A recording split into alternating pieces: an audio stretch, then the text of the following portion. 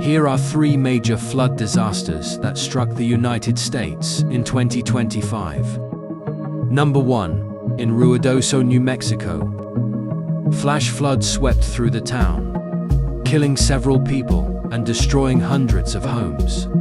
Number 2. In Texas Hill Country. Swollen rivers carried away cars, collapsed bridges, and cut off entire communities. Number 3. In Milwaukee, Wisconsin, forcing thousands to evacuate.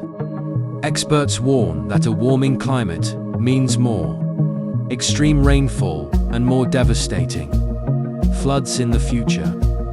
The question is America ready for the next wave?